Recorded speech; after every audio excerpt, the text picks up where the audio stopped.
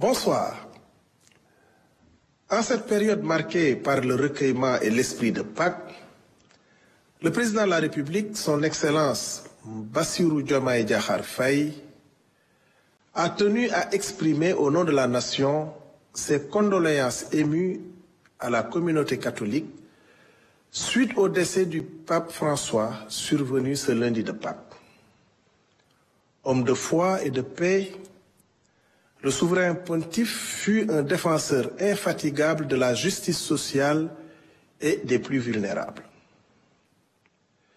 Le chef de l'État adresse également ses chaleureuses félicitations aux chrétiens du Sénégal à l'occasion de cette fête sacrée, tout en appelant à un Sénégal uni, prospère et solidaire.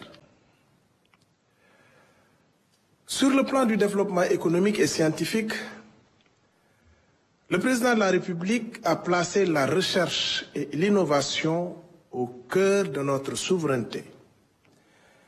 Il a donné des instructions claires pour finaliser d'ici juin 2025 une cartographie complète de nos capacités en recherche et développement, pour valider avant août 2025 une politique nationale de recherche et d'innovation associant universités, chercheurs, industriels et secteur privé, pour créer un fonds national dédié, piloté par le Premier ministre, M. Ousmane Sonko, avant de rationaliser les financements publics et soutenir les projets prioritaires, et pour renforcer nos écoles d'ingénieurs et instituts de recherche comme l'École polytechnique de Thiès ou l'ISRA, tout en valorisant les brevets et innovations sénégalaises.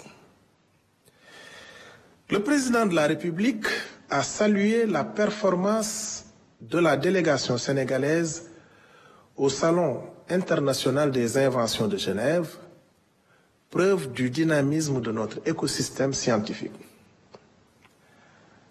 Pour accélérer notre activité économique, le chef de l'État a demandé au gouvernement de se mobiliser pour simplifier les procédures via des certifications transparentes sous l'égide de l'ARCOP et de la DCMP, et pour finaliser la réforme du Code des investissements afin d'attirer des projets privés alignés sur la vision Sénégal 2050.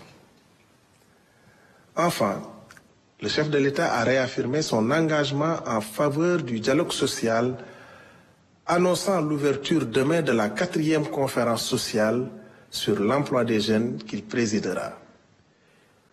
Il a demandé un bilan concret sur le pacte national de stabilité sociale, sur la prise en charge des doléances syndicales avant le 1er mai et sur les recommandations du rapport 2024 relatif au marché du travail.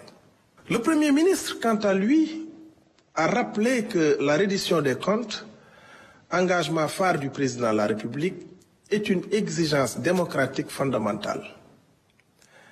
Elle s'accompagne d'actions concrètes pour construire une nation forte et prospère malgré les défis financiers. Un plan de relance détaillé et chiffré, aligné sur l'agenda national de transformation, sera présenté prochainement aux Sénégalais et aux partenaires techniques.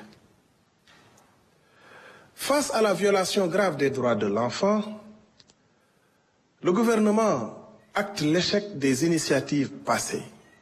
Stratégie de protection, 0 enfant dans la rue. Une approche nouvelle s'impose, centrée sur la vision Sénégal 2050 avec le retrait définitif des enfants de la rue et leur réinsertion socio-économique, l'organisation prochaine d'assises de la petite enfance pour proposer des solutions durables en coordination avec les ministères concernés, famille, justice, santé, éducation, intérieure. Malgré les lois dissuasives, ces phénomènes persistent. Le Premier ministre a annoncé une stratégie nationale à soumettre avant fin octobre 2025 pour renforcer la brigade de protection des mineurs, identifier et poursuivre les responsables. Pour les étrangers, organiser leur retour en collaboration avec leur pays d'origine et appliquer les mesures d'éloignement.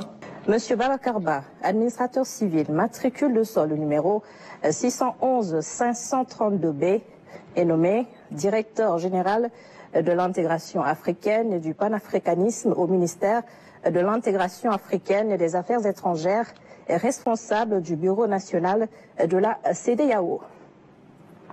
Monsieur Talegueye, conseiller des affaires étrangères, matricule de sol numéro 624 531E, est nommé directeur de la coopération bilatérale africaine au ministère de l'intégration africaine et des affaires étrangères.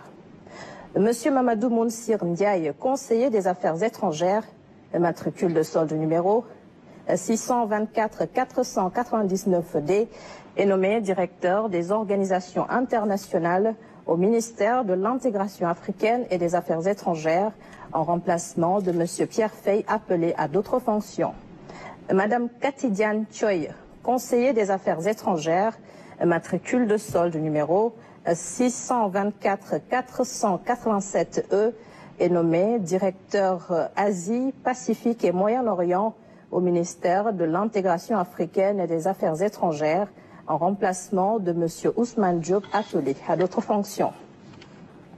Monsieur Abdoulaye Keïta, conseiller des affaires étrangères, matricule de solde numéro 624 500C, est nommé directeur Europe, Amérique et Océanie au ministère de l'intégration africaine et des affaires étrangères en remplacement de monsieur Ousmane Kamara Diong, appelé à d'autres fonctions. Et enfin, monsieur Elhaj Abdul Karim Sissé, économiste titulaire d'un master en méthode statistique et économétrique, est nommé directeur des Sénégalais de l'extérieur au ministère de l'intégration africaine et des affaires étrangères.